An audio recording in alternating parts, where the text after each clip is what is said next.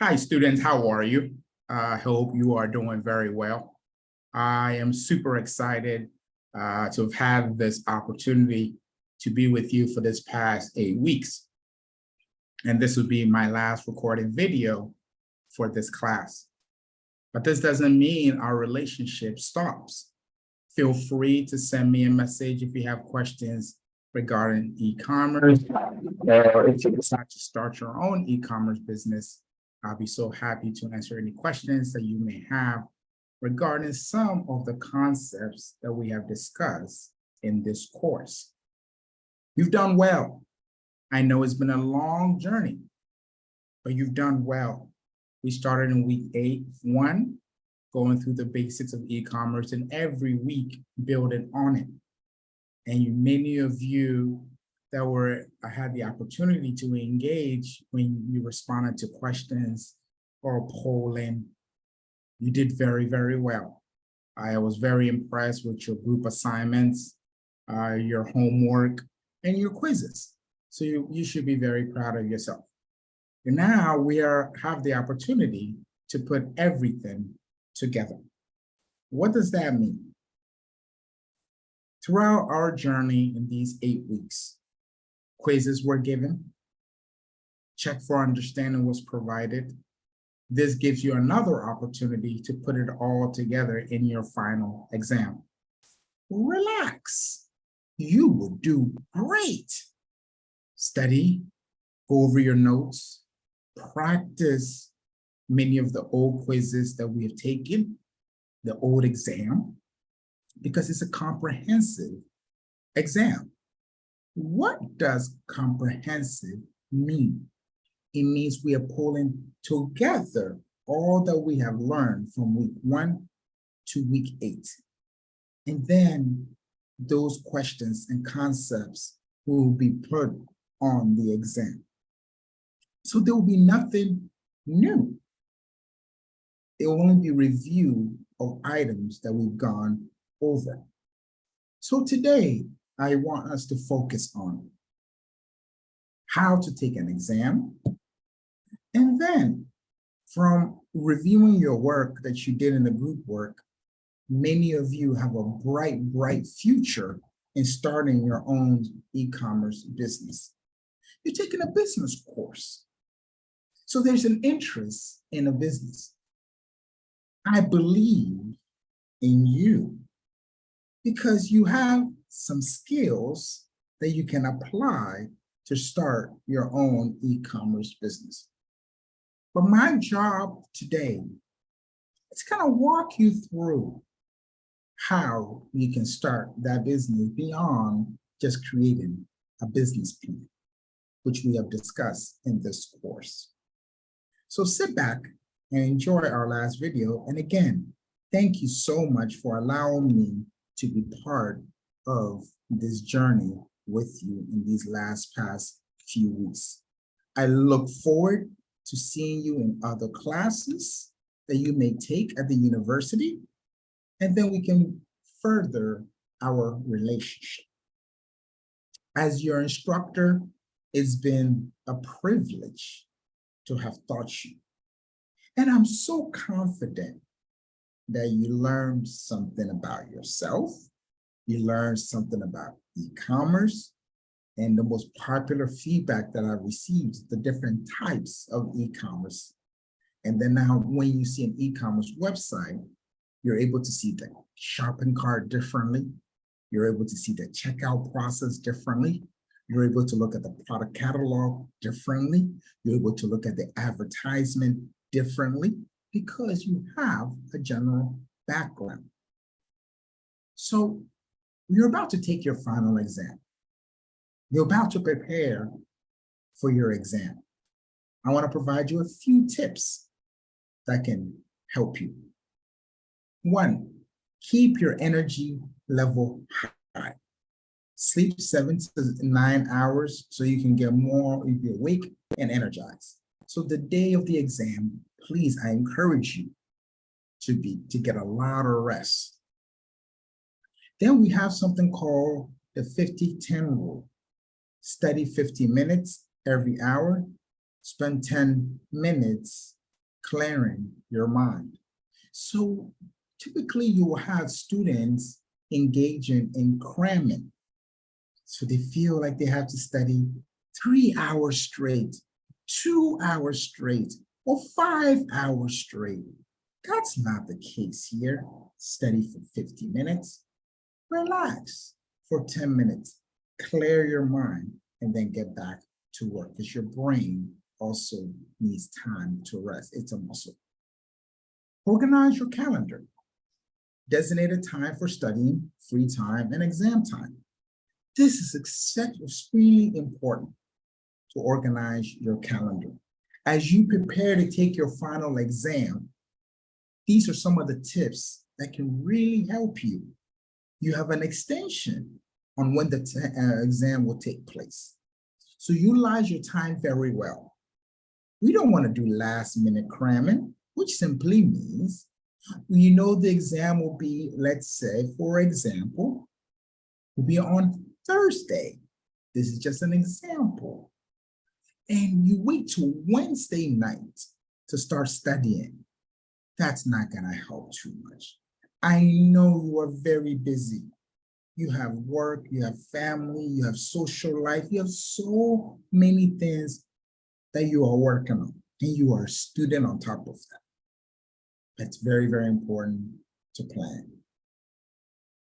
Make study guides. I will provide some few study guides for you to assist you in organizing, but you can also do your own, where you take in some of the notes from the class, then you can engage it in your study guide.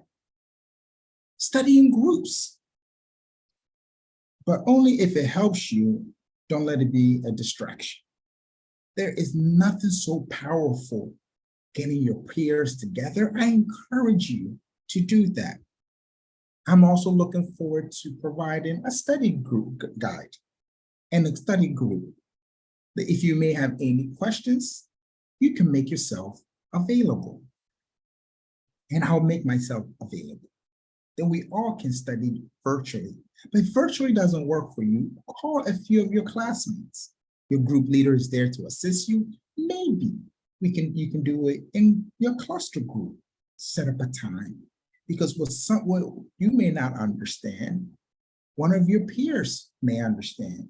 What you may understand, one of your peers will not be able to understand. And you guys can have what we call transfer of knowledge, transfer of experience, and transfer of anything that may be confusing. You guys could be able to assist each other and bring down the fear. Take your time. Plan ahead and take your time while you're studying. Exercise. Let off some steam, clear your mind. Active mind is more of a productive mind. Relax. Keep your stress level low and worry less. Do a practice quiz. Ask friends to quiz you on the subject areas where you know is difficult, and eat healthy. Your body will feel better and you will be more alert. So your diet is also important. What are some of the do's and don'ts? Let's focus on some of the don'ts. Stay up late trying to study. As we said already, manage your calendar well. Study once in a while for a little bit. So break it down. Don't stay up late trying to study late. Don't study once in a while for a little bit.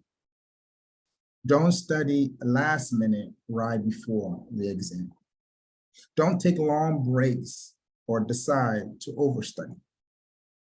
Don't become distracted easily and decide not to study anymore. Don't rely only on your memory and decide not to use any other method. Don't stress out overthinking the entire situation. Do not overthink. What are some of the things that we should do? Rest well before the exam. Plan a consistent schedule. Study days or even week before the exam. Take occasionally study breaks and do not over study. Put your phone along with other major distractions away. Create a study guide or try a study method that works for you based on the type of learning style that you have. Do not stress, just concentrate and do your best. And I know you're going to do great. Now let's shift focus. I had the privilege of seeing some of the work that you guys have done. The effort that you put into it was extraordinary. Maybe many of you are planning to start an e-commerce business. So these next few slides will begin that conversation. How do we plan on starting an e-commerce platform? It's extremely important that we know the mechanism that goes into starting an e-commerce platform. So I am going to engage in my anecdotes and draw on the screen a little bit for emphasis. Figure out what you want to sell. Remember, in e-commerce, it's a marketplace. We've discussed that between a buyer and a seller. And in basic supply demand in economics 101, we have the seller, let's use this for example, or the supplier. And then we have the buyer, in this case could be demand. Now technology is awesome. And then we determine a price and we determine quantity, either quantity demand or the quantity supplied, but for this instance, it's quantity. And then we have our variables here, the number line.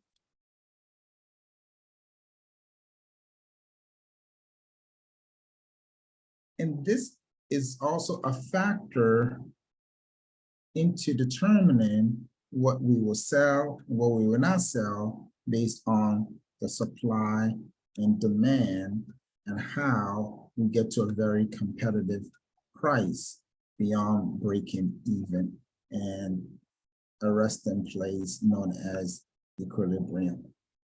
And this is how we measure that. I know it sounds very complicated, but it explains business because it's a marketplace. Research, research, research, and I like to call that data, and D for data. So it is essential that you leverage on both types of data that we have. We have primary data, we have secondary data, right, which can help you make an informed decision.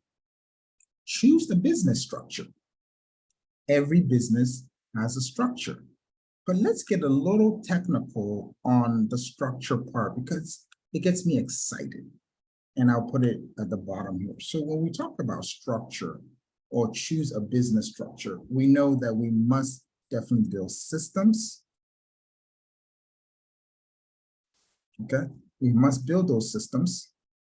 We build the systems of ensuring that this is the work that we want to do. Then we have structures that we have to build, excuse me. And then even if we build in systems, excuse me, we also have to build what we call definitely having solutions. And then, so we have our systems that we have to build. We have to build our structure of the organization. And then we have to build solutions. And then we also have to make sure that we have a good strategy to sustain the business. Not just any type of strategy, but it's like a strategy that truly assists in governing the business of where it wants to go. So these are what I call the 4 S's that supports the structure. Select a business name. Names are very important. But again, you want to think long-term. Avoid trying to use your name. I'm not saying it's bad, but think of different ways that you can use your name, a name that is not offensive, a name that is easily to be understood, a name when translated into another language, it's we call parody, it's actually okay.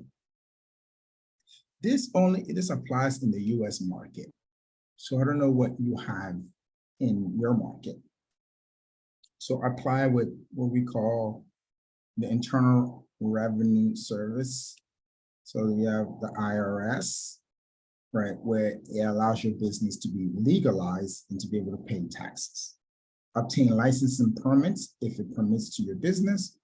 Create a website and a storefront, or okay, as we discussed the entire business, and then get into the process of marketing your business, and then automate the process. Automate the process, meaning that we have systems that takes care of itself. When someone orders, it automatically goes into, they get a welcome email instead of you manually sending them that email. This is how we automate the entire process of the business, from operation, sales, marketing, even human resources, and how people are productive. These are very essential skills. Thank you for your patience there. Okay. So this will help us get started. And you remember throughout this whole entire course, this has come up so many times. Looking at the business models that we will engage. The models are the driving force that assist us in ensuring that we understand the type of marketplace that we want to be in. If you remember, we talked about business to consumer, or the B2C. Then business to business, we're also talking about B2B.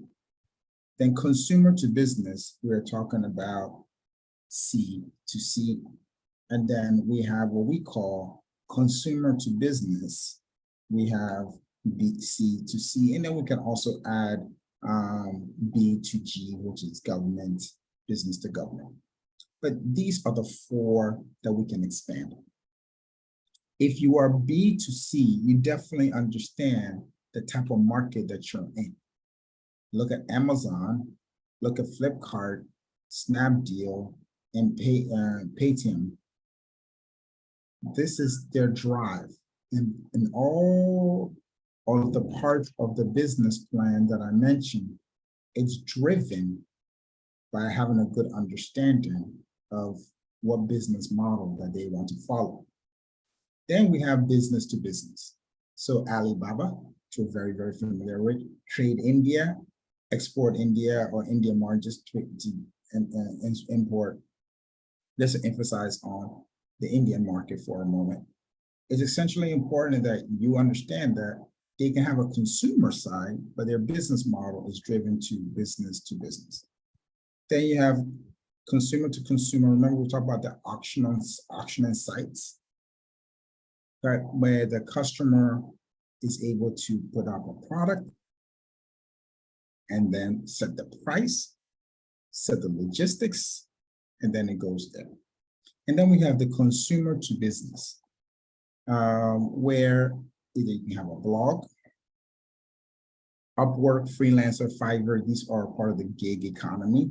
So many of the gig economy are in the business of consumer to business, where an individual will come and will want to hire a business or another individual to do a particular work for them. That's very, very essential. And these are some of the general backgrounds that I hope it's helping you if and when you want to start your own business. So let's close on this side before I get into other more detailed slides on the e-commerce business plan, because the e-commerce, now that we know the parts of the business plan or in the process of starting our e-commerce. It's equally important after we pick our business model, which we just went over. Now, how do we go from just an idea into a business plan and putting that structure together? Well, there are key components of the business plan. So we can look at components that cost money and components that make money. Because one, components that cost money, we have to establish partners.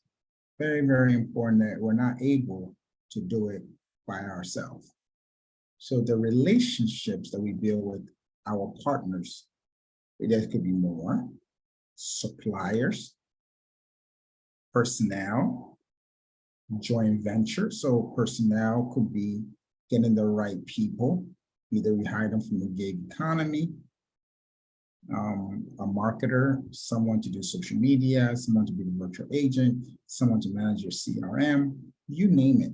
Someone that has some level of expertise that should join your team. Either it could be temporary or it could be long-term.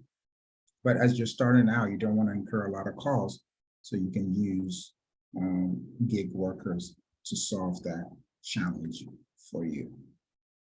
And then we also have another area where you see someone that is doing what you like, and then you guys can establish a joint venture. Then there could be other elements of partners, that could be strategic partners, the investors, you name it, but someone that can join your organization to add value that will cost. Key activities. So product shipping that will cost X, Y, and Z per order, website development and maintenance that will cost X, Y, and Z. So there's going to be some direct costs that is going to be associated with the activities that will yield you the revenue that you're looking for. It's important to also know that what are the value propositions in any part of your business setup. So for business proposition, we are talking about, let's say, 24 hours after sale service. What is it that you are doing that's truly valuable, that distinguish your services from any other person? So 24 hours after sale service, that's very interesting. Free gift for the purchase of $199, so let's say $200 or more. That encourages people to spend more, and then they receive a gift. It's an enticement to purchase a big ticket item. This is an outlay, meaning that it will cost you money to be able to generate the revenue. So components that can make you money.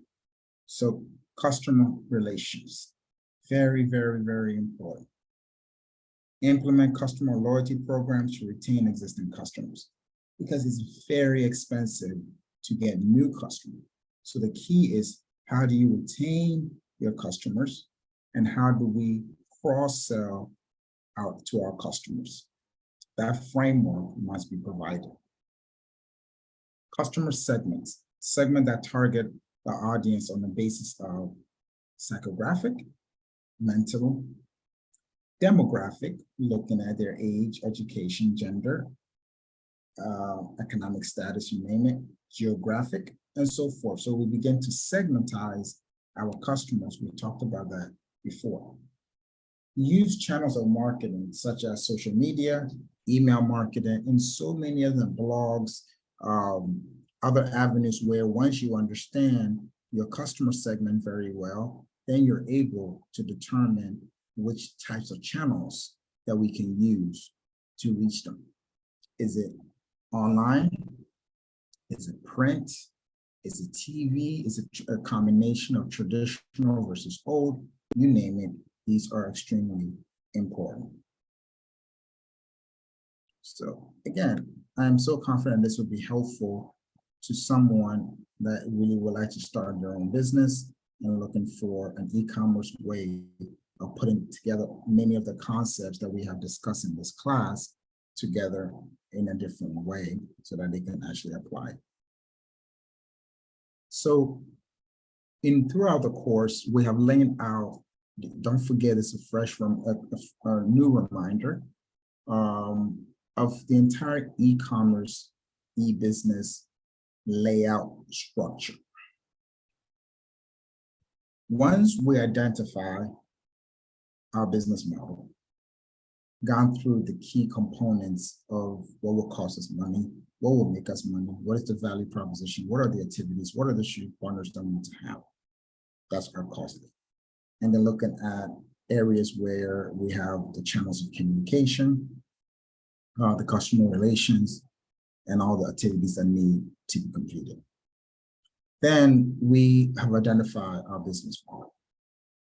Then we have to have an online presence, building of the website and engagement of the product and services.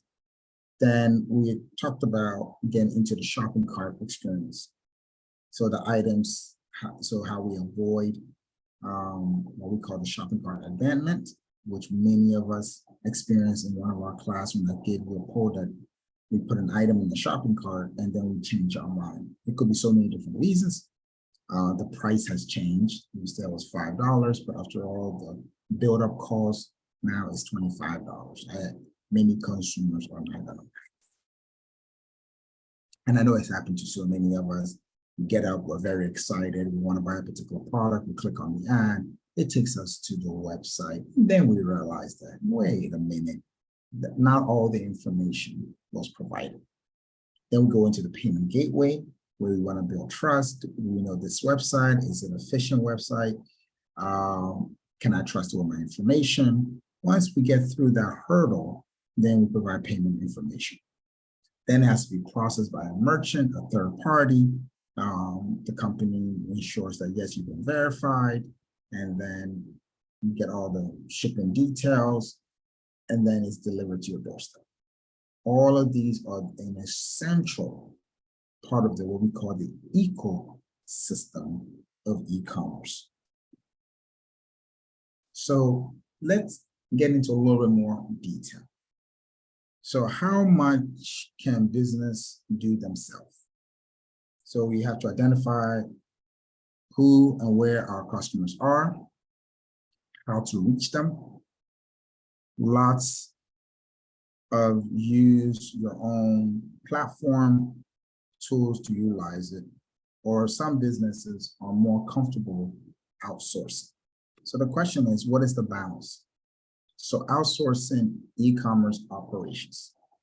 So how do we ensure that some of the items that we can do, we're able to outsource it, which will be a cost factor. So let's expand on that a little bit. Things to consider if outsourcing the creation of your online store. So cost. Having someone else will normally cost more out of pocket.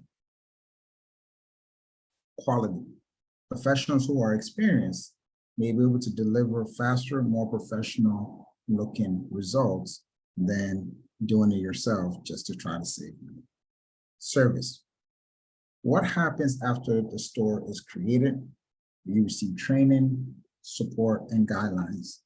So once we decide to have a digital footprint, cost, quality, and service, especially the maintenance and the after service, is essentially important. Do it yourself. What options do you have?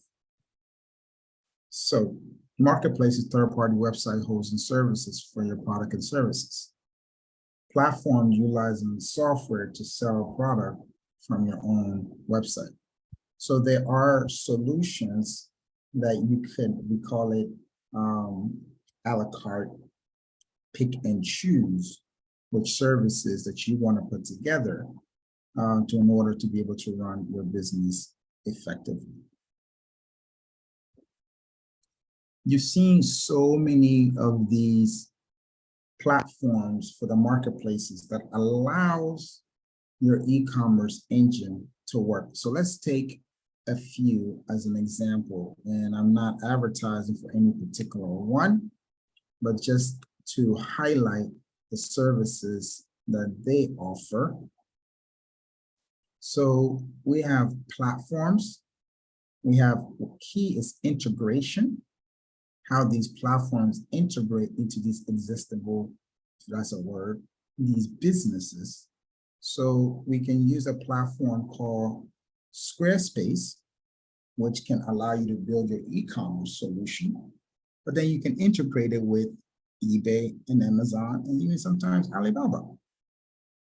WordPress, Shopify, Wix, Magento, Weebly, you name it. And these solutions are available. Some of the most common one are Squarespace, WordPress, Shopify. And then there's a already existing platform where people can sell. Then you can integrate your services to it. So again, going to a third party to be able to assist in the setup of your e-commerce. Marketplace. Online environment, multiple sellers. Some marketplaces are better fit for certain products if you understand where your consumer looks for those products. Important to choose the best fit for your offering. So test the market.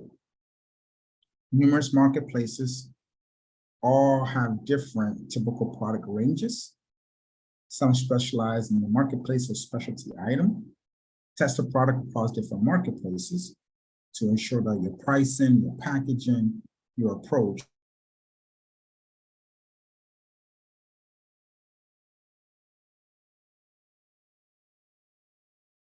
is successful.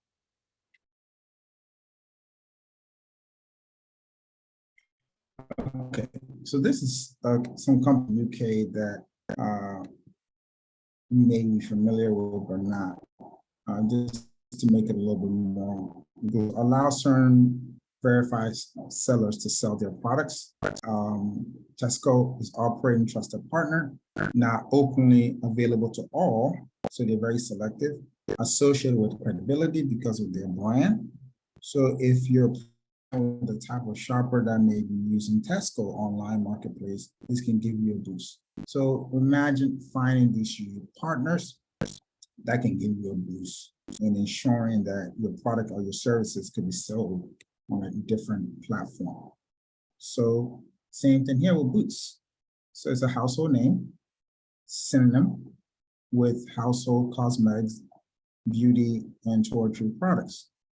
Although Amazon has recognition within the overall marketplace, items like toiletries don't sell as well on Amazon. So sellers promoting this type of product may find it valuable in looking at Boots.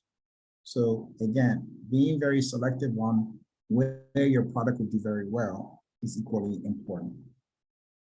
We have spoken so many times about this US brand, eBay, which we all can agree and know what the kind of business model that they're in, where they're selling directly to consumers when the consumers create and upload a particular product. So generous supply of existing users, resource to run supportive advertisement.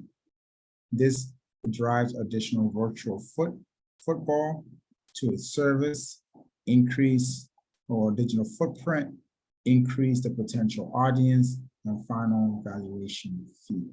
So this is one of the largest in the world. And they charge a fee for their services. You'll find value fee is 10% of your total transaction costs, including postage. You may only pay a final value fee if you sell items, and so forth. They track and they're behind PayPal. Sellers wanted to sell a variety of products to a mass audience across the world and where they have that infrastructure. We call it football. I like to call it footprint. High footfall marketplace, market share. High apparel for those wanting a pop-up store. If you wanted more control over what your store looks like, does, or behaves, you may want to investigate other options because eBay, like we said, the footfall of the marketplace is a huge advantage for them, but customization is very limited. Amazon, 300 million users as of fourth quarter of 2015. That's where I got the data. It's very lag. I can only imagine if that probably has doubled because of COVID. Marketplace for many different types of product. And you can see something very, very unique that I like about the power of branding. Let's see this. Amazon thrives itself on having different products. Okay, so the logo, look at the logo from A to Z. So they pride on having everything you would need from A to Z. I think that's very, very unique and clever. Strong presence in the technology, items, and books.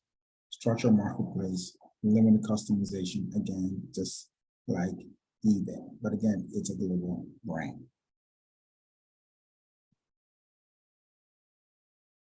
Okay, let's keep going. So we don't really need to go too much to Amazon fees here, but then there's also SD. There's so many platforms that you can use to go through. And I think what I wanted to do is just give you some idea. If you start an e-commerce business, there are so many other brands outside of your location that can allow you to be able to partner up, sell your products, get your feet wet before you go global, before you go individual. And we also discuss the integration piece is equally very, very important. So some platforms give the option of integrating with a marketplace and sometimes multiple. So you can have a WordPress website that you build. It could be on eBay, it could be on Amazon, it could be on Alibaba, it could be on Boots, you name it. A Walmart, for example, you may want to manage your site via your own web presence, but also list your product in the marketplace like Amazon, which you're driving traffic to. Building your own e-commerce presence. Marketplace may not be the fit for you. So you decided that, you know what, I want to do this on your own, and you have to look at the pros and cons or the advantages and the disadvantages that is associated with it. You may choose to build your own online presence. And if we do that, using integrated e-commerce solutions, we spoke about that in this class before, allow easy control of stock, so you don't have to sell more than you have. So having control over your inventory is essentially important. Allows you to upload images of your product, set prices, add description, and then provide that key customization experience that you may be looking for. Usually allows for order management from start to finish, allows you to create consistent branding, which means more pleasant and purchasing experience that you want versus when you use a marketplace solution. We've already went over so many of these items, but these are some of the examples of a marketplace and the cost that comes with it. That should be able to allow you to give you web presence. I don't want to go into great detail regarding, I just want to show you some of a few examples of what your options are when it comes to WordPress, Squarespace, which allows you to build your own. So there's an element that there's some questions that needs to be asked. If it's a good fit, requires most technical skills for setup, scalability, meaning that maybe you went from one customer to now 1,000 customer, 1,000 customer to 50,000 customer, 50,000 customer to 1 million, which changes the entire experience. So again, these are some of the marketplaces partners and integration that we've already went over a long time ago. So platforms and who's using them. So just to give you an idea what is very popular, but again, these numbers are a little outdated, but these are some of the big players where you can have these platforms. And then there are payment solutions, right? This Alipay and PayPal is one particular example. So process millions of payments for customers worldwide, transaction fees based on total sales volume. And then we have what's called a fee range from 1.9% to 20 P per domestic transaction and so forth. So it could be pints because we're dealing with pounds here for this example. Yeah. And these are the other types of alternative payment gateway that are out there that can ensure that your transactions are processed smoothly. So measuring the effectiveness of online presence. So you need to collect the data that we talked about. So these are some areas where you know how many people visited your page, what activities that they engage, and sometimes how long they stayed on a particular site, page or particular product. Then what happened? What's the conversion that took place? It's very, very important. And we also talk about optimizing products. Okay, so providing optimize your product. So why is it important to optimize your product? So it gives you competitive edge, the customer experience, the aesthetics, accurate information, directly informing and influencing the purchase decision of the customer. Again, it gives you this area of control. And now customer experience is the key here, is you get only one chance or maybe two chances. After that, the customer may not see value in what you're offering. So optimizing and ensuring that there's effective and efficiency in everything that you're allowing the customer to do is equally important. Your potential customer must be able to see clear, because we're talking about the online presence. What's being offered, this applies to both literally and figuratively. Let's take a look at some examples of product images and how you respond if you're an online shopper. So again, we talked about the aesthetics, we talked about the user experience. This is part of it, and images, because you are dealing with an online presence. So imagine a website having this image. It doesn't look very attractive, it's very blurry. Compared to this image on that particular website, is more acceptable. Okay, it's more professional. Okay, so writing copy. So what is a writing copy? It's the text. So when writing copy, it's essential to spend time to think carefully about your copy should flow, the style, and the use of keywords. Words are essentially important. Words can open doors, or words can close doors. The aim of your product copy is to explain clearly and concisely to your customer what the product is, what it does, and any options they may have. Get 30 to 100% more conversion. Quality product description can transform an e-commerce conversion rate. Conversion rate is how do they look at the product and go through the entire process of checking out, and then you actually get paid. We call that conversion.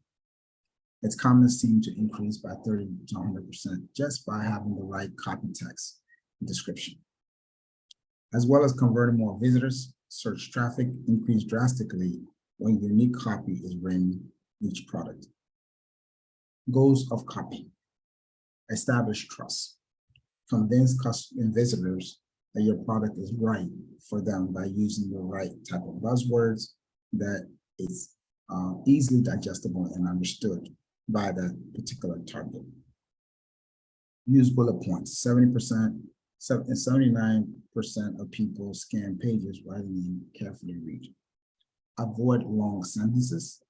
Speak easy. Those are essentially important.